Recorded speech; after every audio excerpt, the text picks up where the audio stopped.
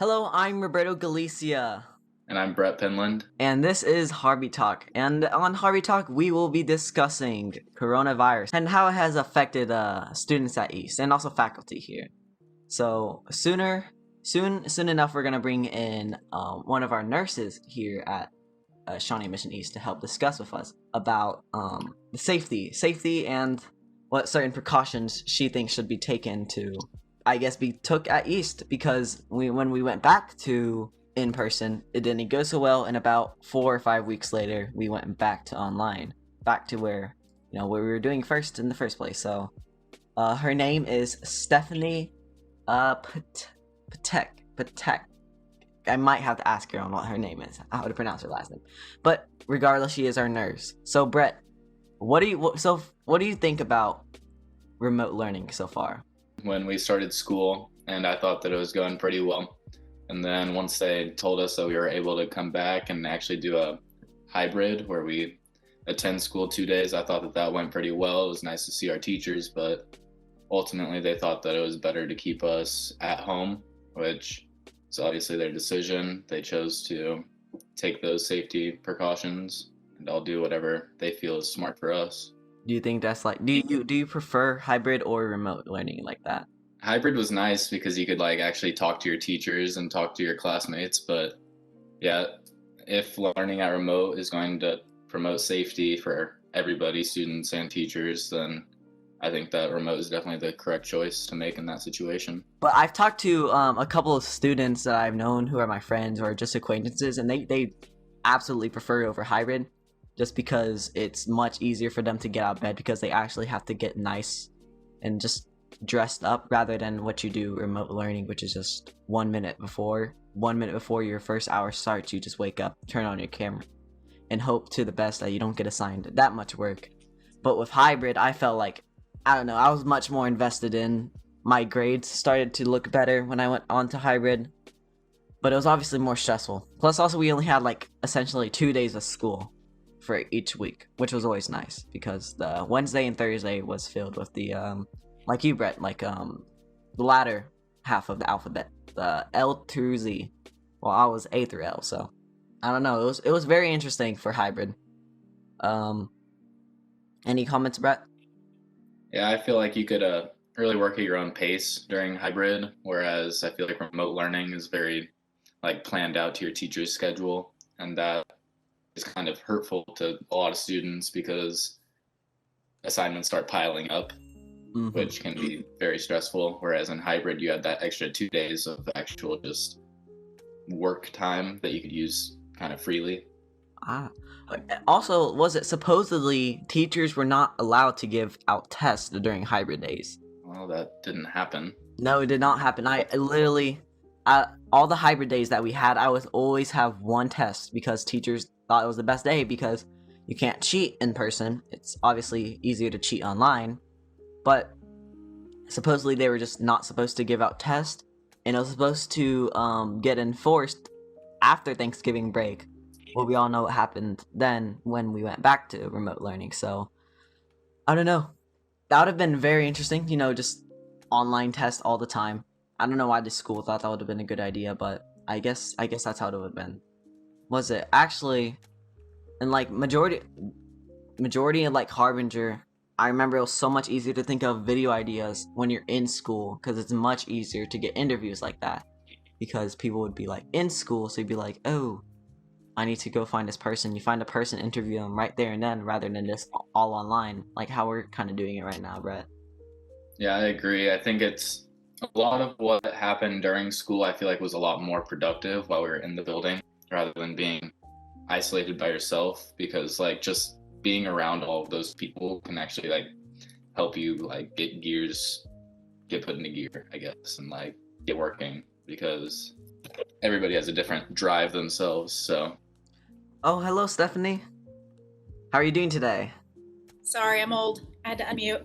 It's all right. Oh, me and Brett were just discussing about how we thought it was more productive for students at East to be in hybrid, but even though it's not as safe for them, students felt like they were much more productive when they're actually engaged at the school, because they got that hands-on experience with the teachers.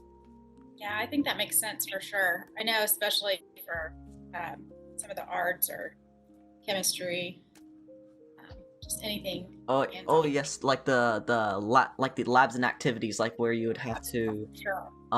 actually one lab I got to do was just put certain elements over fire to change their color. And if it was online, I wouldn't have been able to do that. But since we went to hybrid for about the 4 weeks or so, I got to do a lab. So, Stephanie, I also have to ask, how would you pronounce your last name? It's Ptacek. Ptacek. Ptacek. Okay, I kind of a bit butchered it. I said Ptacek. That's Right. I felt that was the best. But Stephanie, when you were over here, or not over here, when students were back into hybrid, did you have like any big concerns about when they're coming back? Mm, no, I really didn't. I think it's very safe when everyone's universally masked. Um, and I think we kind of proved that when we were here. It became more of an issue of, um, not having enough staff. And then it was a kind of a logistical nightmare trying to keep track of who was gone with COVID and who was allowed to WebEx in and who wasn't. So that kept me pretty busy. Yeah, that would make sense. I feel like another problem that some of the students had were, even though they might have been safe in school, they were still not taking the proper precautions out of school, so they wouldn't get COVID in school because we were all being safe. But when they're out in public, so like whether walking next to a person without their mask on, or just like generally not just keeping up with the health standards, like washing your hands, using hand sanitizer, making sure to at least be that safe around everybody else. But Yes, I do the contact tracing at the school and on the school grounds, and a lot of the exposures that we had were from students getting in cars together for open lunch and taking off their masks, and so that counted towards our exposures. So I mean, it's so hard because that just seems so innocent, but that's a really quick way to get exposed. I didn't even think about that. Just students hanging out with other students, and then obviously spreading it more from there. Stephanie, did you like keep track of like how many students came into hybrid and got COVID, or would you give like an estimate? Um, I can't really give numbers because the district doesn't want us reporting out numbers Mhm. building wide. I will say we had a lot, it seemed like we had a lot of students gone with COVID, but a lot of them were home on quarantine because they'd been exposed by a friend or family member. So we kind of get them out of here so that if they are to develop symptoms, they're not exposing the rest of the student body, Ah. teachers. Oh yeah. Can Fred, you did you want explain to say to me something? how your job has changed, like before the hybrid learning, during the hybrid learning, and after the hybrid learning? Oh gosh. So before it was just a lot of preparation, a lot of um, helping prepare the teachers and kind of driving home all the basic tenets of infection prevention that they hadn't necessarily had to think so hard about. Um, During hybrid, we had to implement the virtual nurse pass, and we started the COVID room where we would assess students that had potential COVID symptoms so that we're keeping our nurse's office fairly clean for the students that, have to come in every day for medications or chronic conditions. Um, so hybrid, it was, I had a lot less visits, and we tried to encourage teachers to keep the kids in the classrooms and take care of anything you could solve with a Band-Aid or a drink of water, or, especially since students weren't here as often, we really wanted them to be in class and not just, hanging out in the nurse's office. Um, and then right now, it's kind of changed now that students are back home. We are providing saliva tests for symptomatic students and staff. Oh. So that's kind of new. Every week is different, which is kind of exciting. But so we're doing that, and then just trying to keep track of the teachers and making sure that they're, you know, home if they need to be home, or quarantining if they need to quarantine. And then the athletics that are going on now, also tracking them. So they're doing their daily COVID assessment. And then I don't know if you know this, but the quarantine guidelines have changed significantly, and they're a little more complicated. So just helping students and families navigate those timelines. Well, back to what you said about the saliva test. I believe at Pembroke, they are in person, and every day before they come into the school, they don't get the standard COVID test. They spit into, I believe, like a cup, I believe, and then they test the saliva from it. And if someone in that classroom has COVID, they like find out which person has COVID, because like they collect all the spit together and then put it into a machine, and then if it's COVID positive, they test everybody individually. Yeah, so that's called pooled testing, and private schools have a lot more resources than public schools do, Oh, but yeah. we're getting there, and like I said, things change every week, so It's a lot. it's definitely ramping up. So Actually, back to the hybrid thing about what you said. I was thinking about it, but for the first 2 weeks, the soccer team, one of the people on the soccer team, had COVID. So soccer players couldn't come to school if they chose hybrid for 2 weeks. So if they had symptoms, they couldn't come back into the school. But if they didn't, then obviously they could come back to the school. So I just feel like as if like those proper measures could be taken good. But like, no, they had to quarantine the full 14 days. I know that was hard for some of them because they were freshmen. So they had never been in the building before, and then they came in 2 weeks later than everybody else. So I know that had to be hard. Oh, I didn't even think about that. With the I feel like the freshmen have it almost the hardest this year. Obviously, the seniors are like Brett. Yeah. Brett is a senior. So Brett, what do you think about your senior year so far? Just being this negative so far. I mean, it's kind of just come to the point of like acceptance. Like, this is how it's going to be. This is how it's going to have to be to ensure safety. But like, yeah, it kind of sucks having your senior year I think, for sure. Yeah, I think I'm a bit lucky because I'm a sophomore, so I get 2 years. So like, hopefully in 2 years, things will calm down, so I can actually have a nice senior year. So sorry about that, Brett. So, ooh. But freshmen and seniors have it hard this year. I think sophomores and juniors are probably the luckiest class to be in so far. Did the freshmen have like a orientation type of thing where they would just come in and view the building, or was that too unsafe? No, they did. There was an open house, like on a Saturday before, but again, a lot of the boys were quarantined, so they couldn't do open house. But luckily, I think Shawnee Mission East is a pretty user-friendly building. I mean, it is kind of spread out, but I think people will help, students get to where they need to go. And I'm hoping teachers were, understanding of any students that got lost, and I'm sure they were. I feel like the East should have done for preparation for COVID. I feel like on Google Earth. So like on Google Earth, you get to like view the streets like through a VR 360 camera. So what if they had like a 360 camera around the whole school? So like on their website, it's like, oh, go through this way and then that way, and then there's your classroom. So then you can like imagine it in your head when you're like actually in the school because you viewed it on the website with the 360 camera. That would have been interesting. I just thought of that right now, but That's a good idea. I think it is a good idea. It will probably be very costly, but also help out with a lot and safer. And East tries to be as safe as they can, so which is pretty good. Stephanie, what do you believe is the best course of action for East to take for next semester? Because a lot of people are talking about, since people get to choose hybrid or online again. I chose hybrid just to see how it'll be again. But I feel like as if that's not going to last as long because obviously numbers are going up. Currently in Kansas City, it's 3,000 cases and 5,000 cases in Johnson County. But what do you believe is the best course of action for next semester for students to be in? Yeah, I mean it's going to be hard to know. I mean, like I said, things change on the weekly.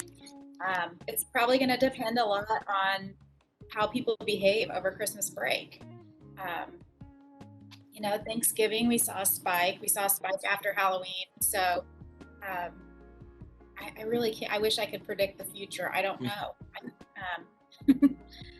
I would say any kids that want any chance of being in the building, choose hybrid. But remote really works for a lot of kids too. So it's a very personal decision. I know with my own daughter, she's in 8th grade, and she thought she might want to go remote, but I reminded her that the semester goes until June this year, and so I think when she was envisioning nice days, she was not wanting to stay home. So yeah, no, was it? I feel like another thing to account for is spring break, because I think the school just might push hybrid after spring break, after like a while, so that after the 2-week period after spring break, just so that whoever is tested positive can't come back into the building, and whoever is negative can come back into the building, just because people, I feel like, are still gonna go travel during spring break, don't take it as seriously as they really should, and then just affect everybody around them.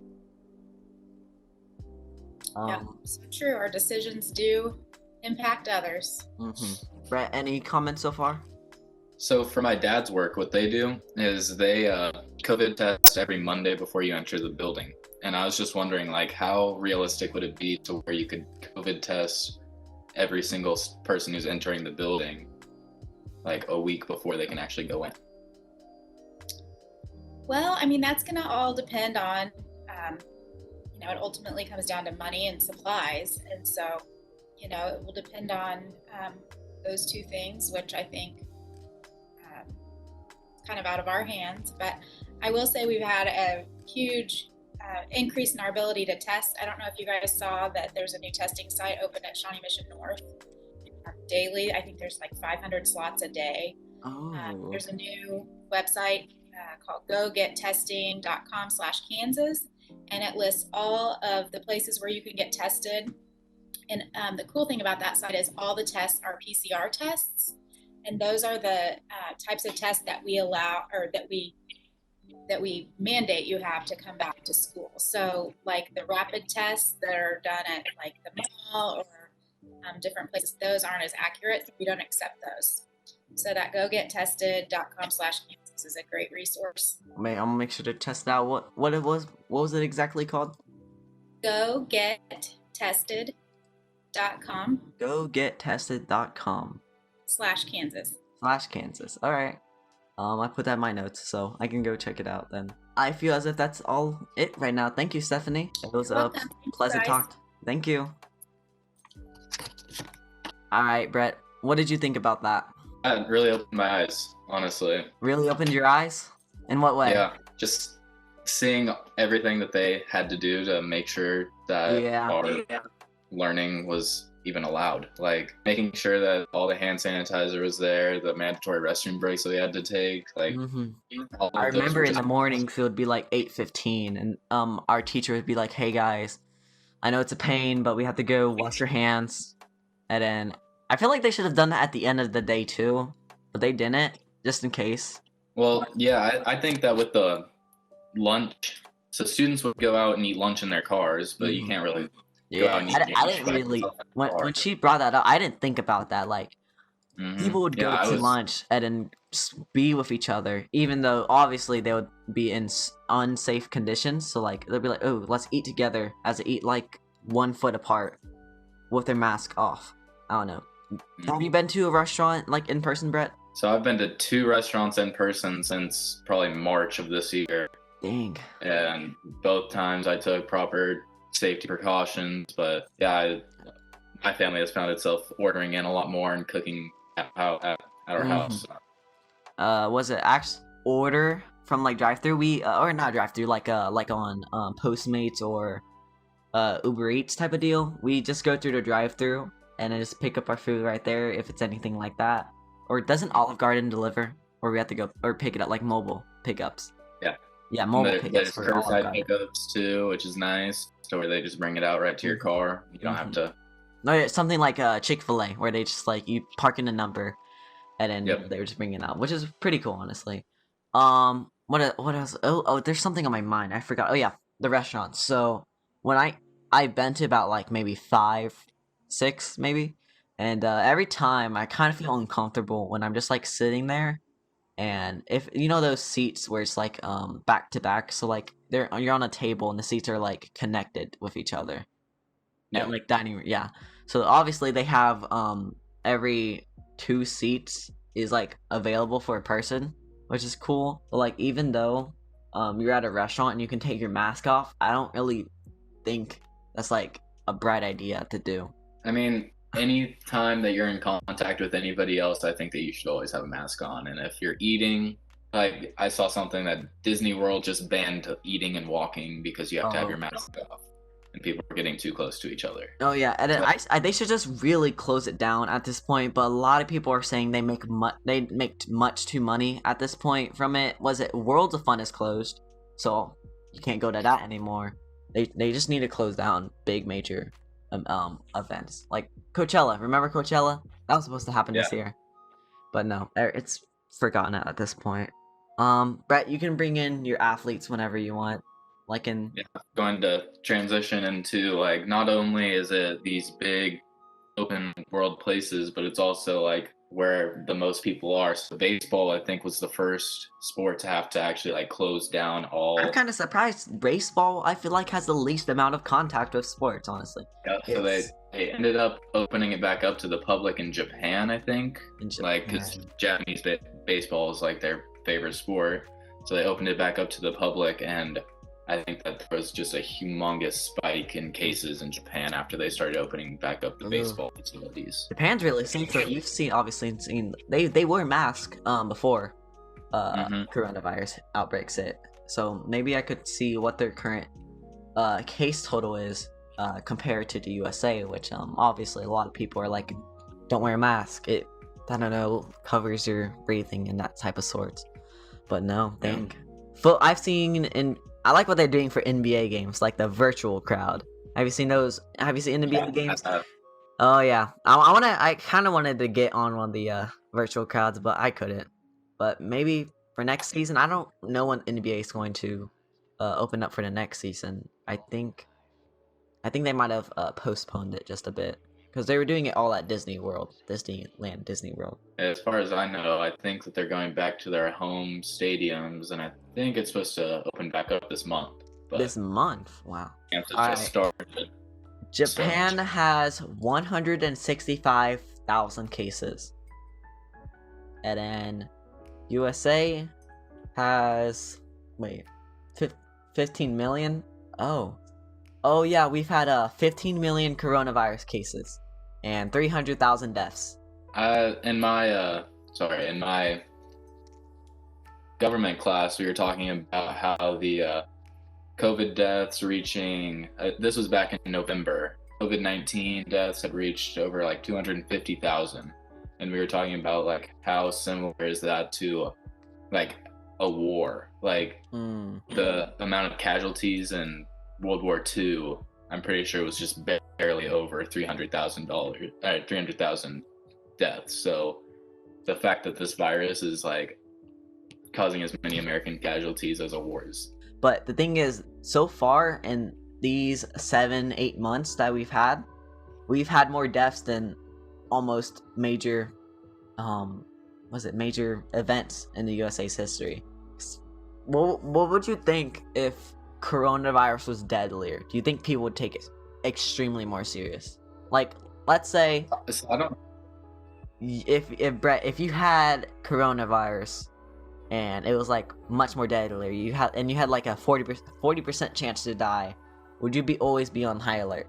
I think everybody would. Yeah, I think that the fact that so many people have written off this virus as something that doesn't affect them, like it won't directly affect a lot of people, but just the people that can be affected, I think means that we need to take way more precautions. Exactly, because people are just, for some reason, people at this point in this time are just willing to get a virus just because they don't want to do any safety precautions in that type of way. But hello, William. What's up? How are you doing today? Good.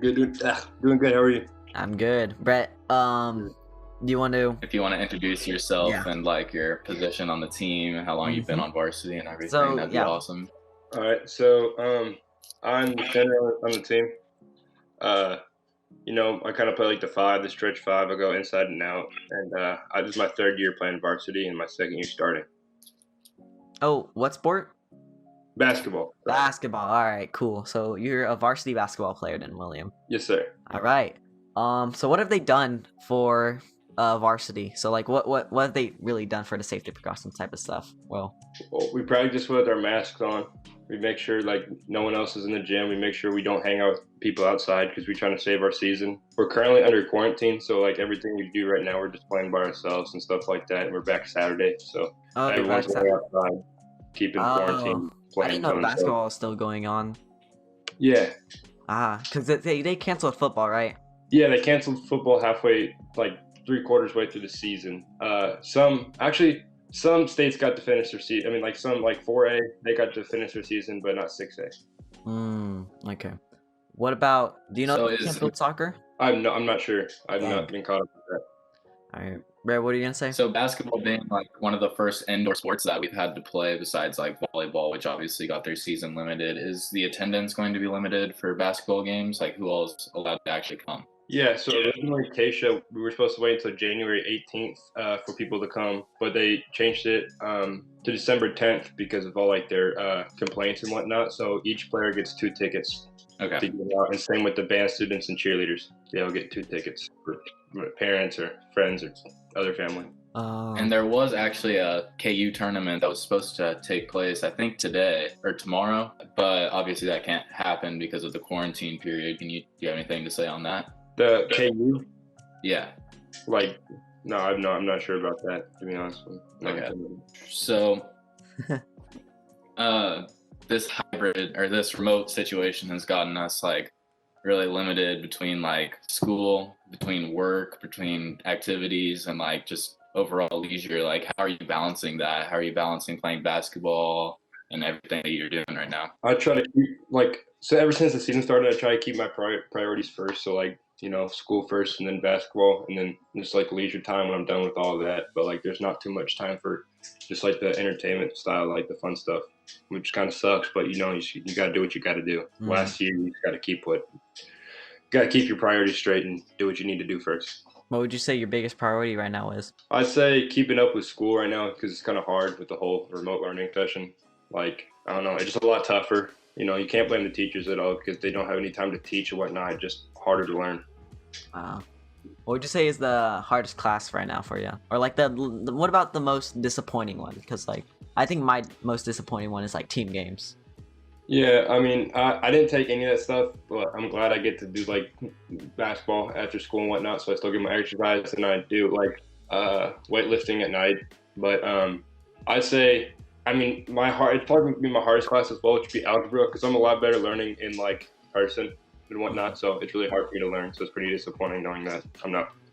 It's like hard because like you can do the homework, you watch the videos, but it's not the same when it comes to like test time and whatnot. You're just not prepared. Yeah, I'm a bit worried about how they'll do math and type of stuff. Did you choose hybrid or remote for next semester?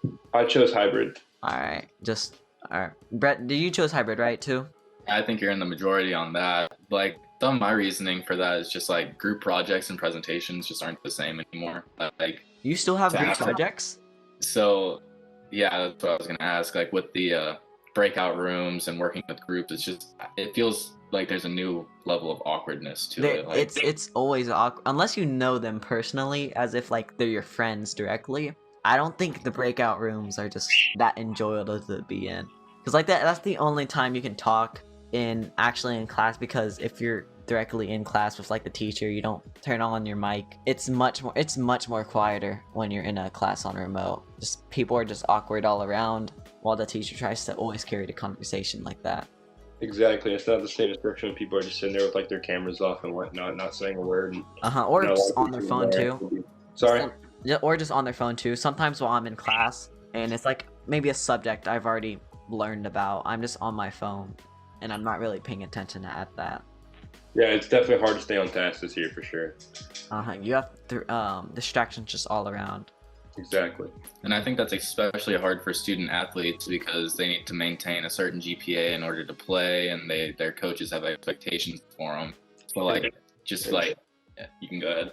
And people like trying to play at the collegiate level, you got to maintain a certain grade point average, and it's really hard to take care of. Dang. Really hard to meet the standards. Yep. Yeah, I agree. I think that with this remote learning, there's a lot more student freedom, and that can be nice on some occasions, but like too much of a good thing is never a good thing. Right. So, I found myself like setting multiple alarms. Like I probably have 40 or 50 alarms on my phone. I missed my first hour today.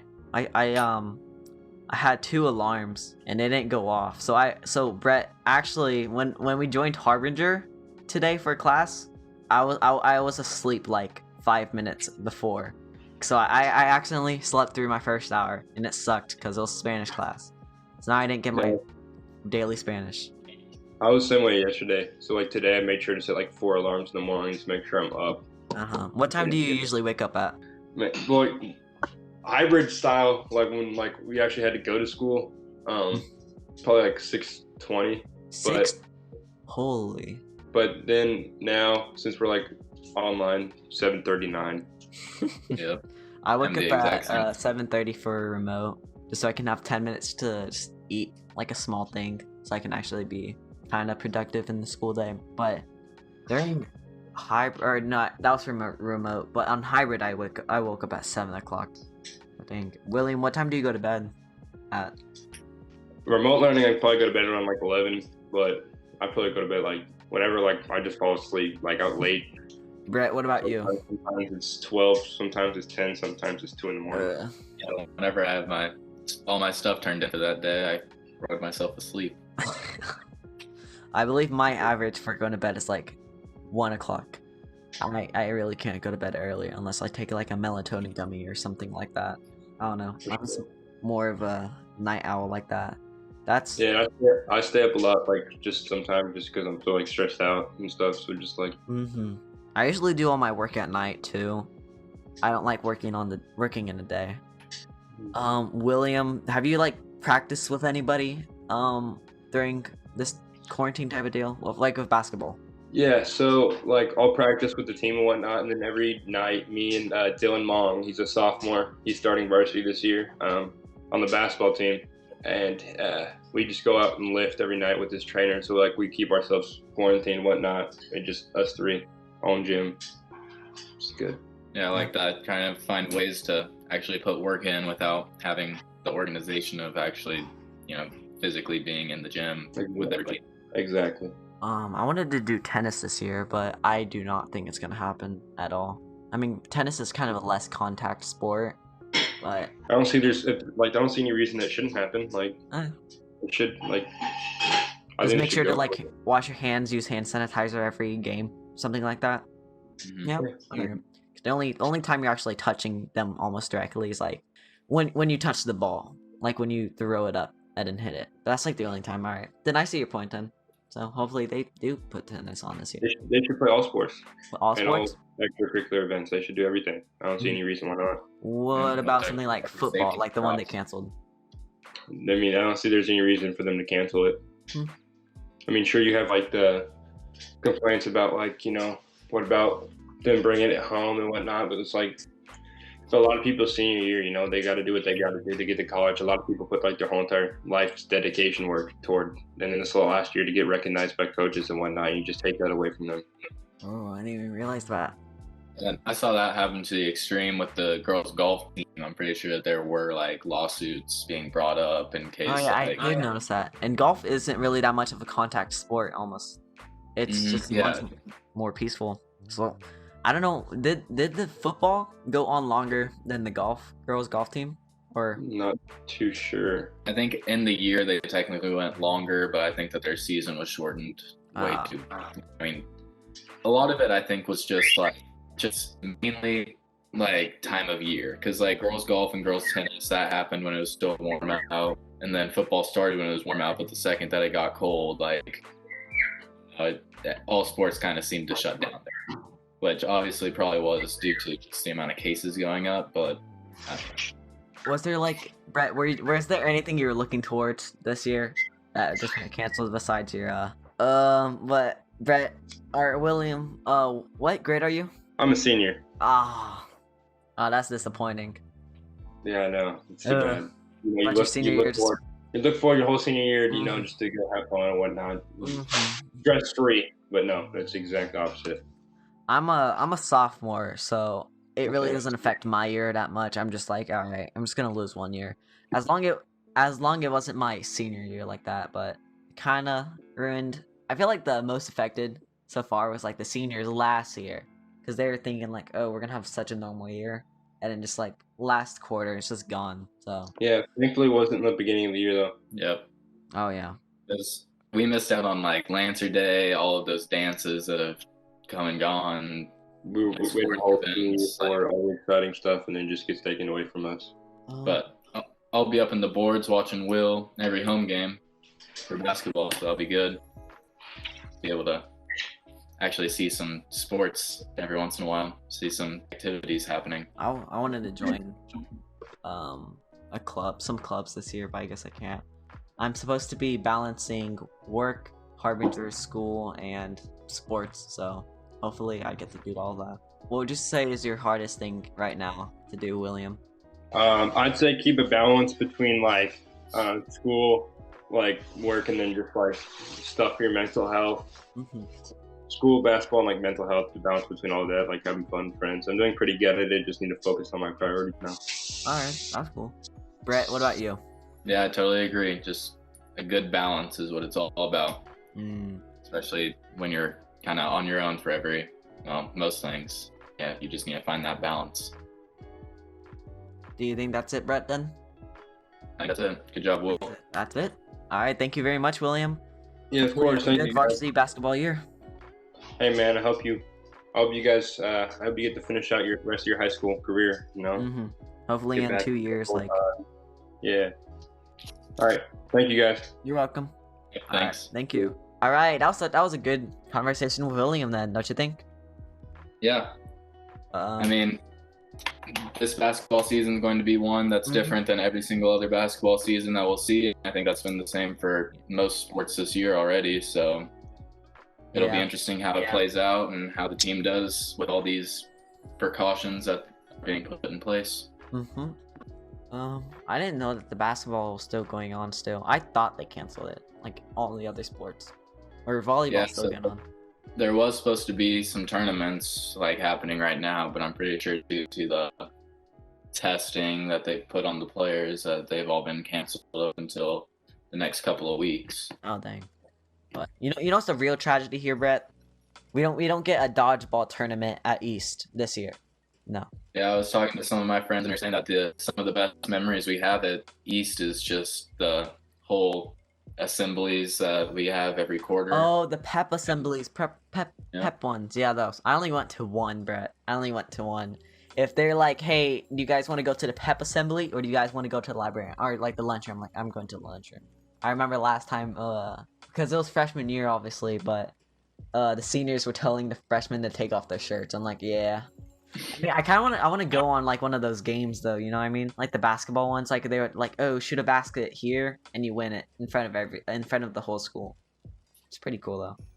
Yeah, I mean, it was just all about the involvement at Mhm. East because they'd showcase all the athletes would have a representative and they would just Wow. go out there and be recognized. And I think it was awesome to be recognized in front of your school. I mean, anybody in attendance, how are you going to do pep assemblies? They also cut out the talent show too. Yeah. That was supposed to happen November 14th. I was supposed to do it with my friend because we were supposed to reenact the talent show that we did in 6th grade, but I guess not. Guess not. Okay. All right, let's bring in our next guest in. All right, hello Henry. Hello. And Henry, so what is your role, like, Rhett? Like my sport? Yeah, your sport. I do swim. You do swim team, okay. So what is East doing with swim team at the moment right now? We have practice split up every day, like JVs 3 to 4, and then varsity is 4 to 6:15, I think. Okay. Brad, do you have any questions for Henry? I'm kind of running a bit low. So, pool is technically not, so like being in the pool in close proximity with other people, that has not proven to like transfer coronavirus as far as I know, but So like, what are some of the more safety precautions that swim is going to have to implement? Well, we have less people in each lane because last year and then my freshman year, we had JV and varsity at swim at the same time. So it was really crowded, and now it's just JV at one time and varsity at the other time. So there's like three people in one lane, or 2 people in one lane. Okay. And how are the competitions going to work this year? Are you going to be able to travel with the team? Like, how is that going to play out?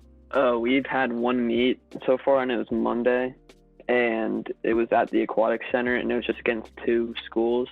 I think it was Olathe South and Shawnee Mission North, and we were just really like separated. I think they were in like the stands or something like that, and then we were over on like the benches, so we're like really spread out from all the teams.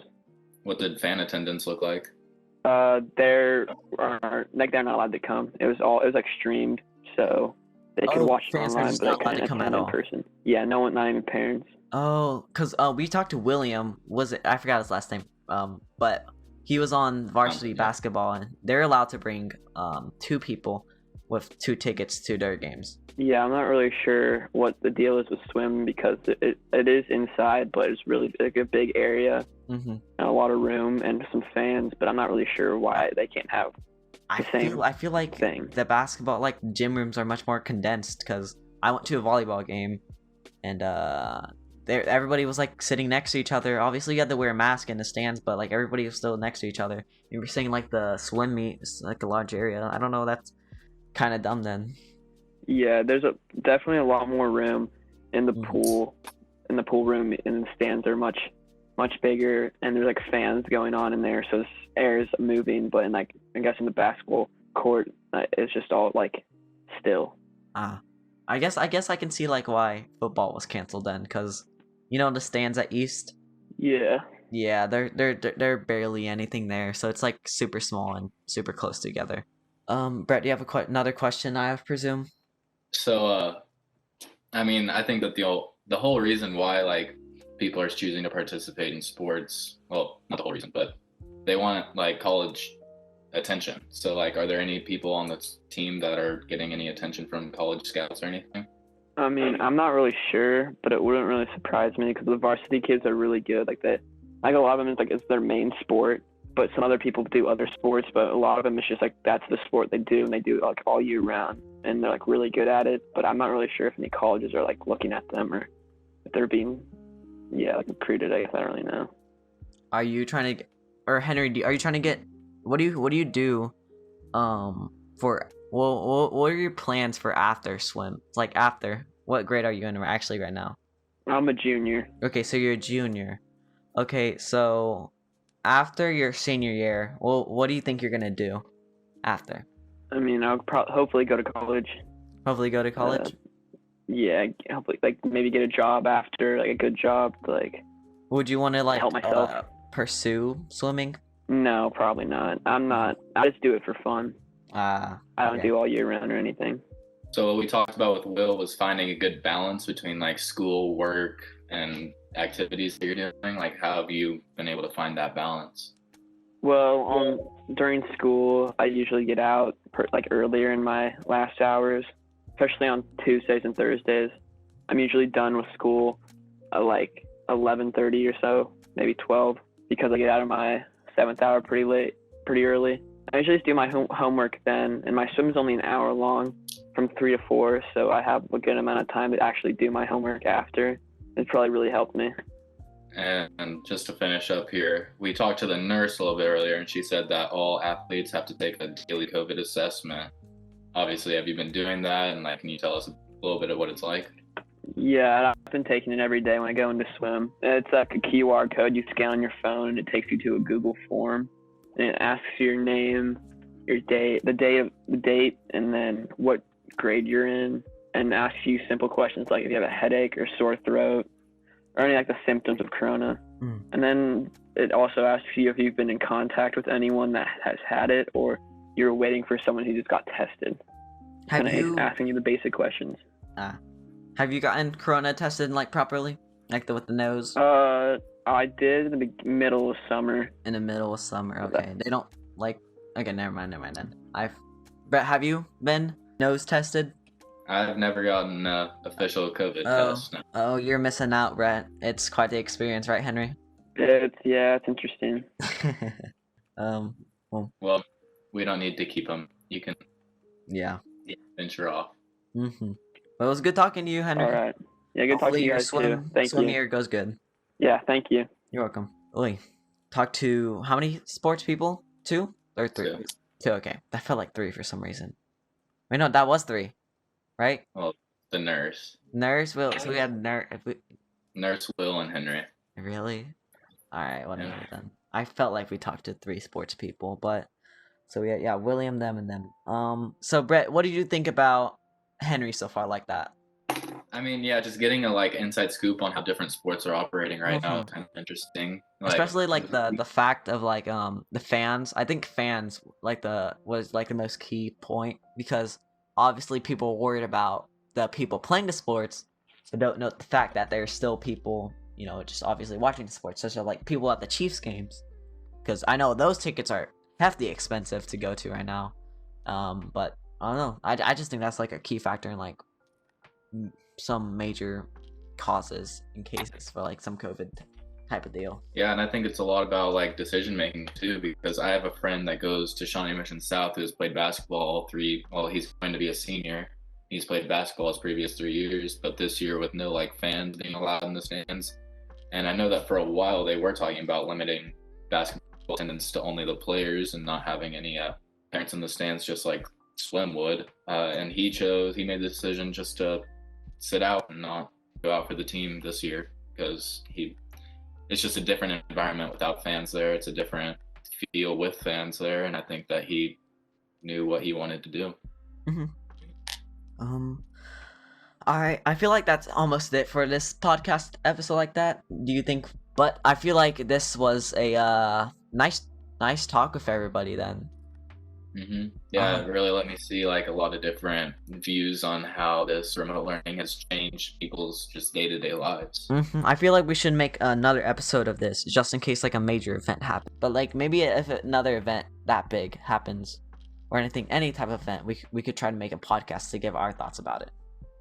Yeah, just even switching from hybrid learning back to remote learning. We could even do it back once semester break hits. We could just maybe make this once every quarter then, don't you think? Yeah. So, or at the end of the quarter. At the end of the quarter, give our thoughts about it. So we can talk about what the school has done, major events that happened, and anything like that. Yeah, and I think honestly this podcast has really opened my eyes to just everything that the school is doing Mm-hmm. right now. So much is happening behind the scenes that just the student body doesn't even realize. Even parents don't realize what's going on. Mm-hmm. There's so much of that nitty gritty, just stuff that could be blown off, that the school is just making sure to go even with the nurse giving the example of the gogettested.com, there's just so many resources that the school is just putting out there for us. And I still think we should have that 360 camera idea I thought of. for sure. For Get that sure. implemented. for sure. I let me get on that school. Don't worry. But as you were saying, Brett. Yeah, I just think that there's a lot of stuff. A lot of stuff to talk about. Yeah. All right, then. Do you think that's good then? I think that's good. All right. So I'm Roberto Galicia, And I'm Brett Pendland. and this was Harbie Talk number 1. Well, maybe just Harbie Talk, because we don't really know for the future. But just Harbie Talk, Harbie Talk.